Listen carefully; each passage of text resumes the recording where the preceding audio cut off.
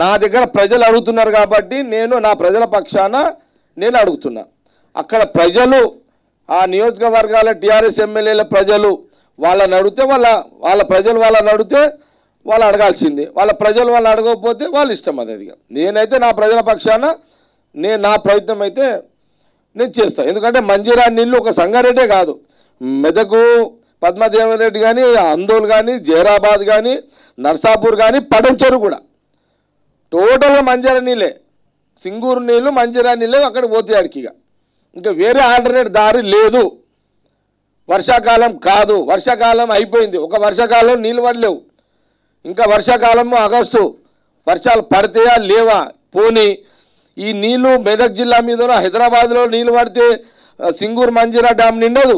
ఇది కర్ణాటకలో పడితేనే, కర్ణాటక వరదలు వచ్చో కర్ణాటక అక్కడ డ్యాములు నిండితేనే మన సింగూరుకి మంజీరాకు నీళ్ళు వస్తాయి.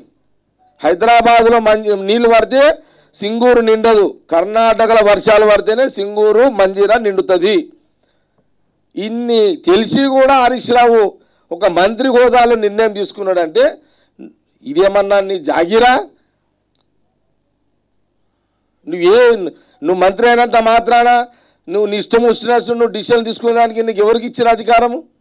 అధికారుల అవగాహన ఏమైంది? వాళ్ళ ఆలోచన ఏమైంది? అధికారులు అసలు ఈఎన్సీ ఏం చేస్తున్నాడు? నిద్రపోతున్నాడా ఈఎన్సీ? భజన చేస్తున్నాడా ఈఎన్సీ? ఏం పని చేస్తున్నాడు ఈఎన్సీ? ఇరిగేషన్ అధికారులు ఏం చేస్తున్నారు?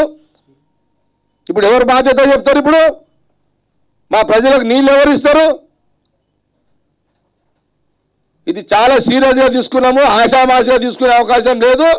ప్రజలు చాలా తీవ్రంగా ఆలోచన చేస్తున్నాం. ఇది మహా ఉద్యమం చేపట్టబోతున్నాము.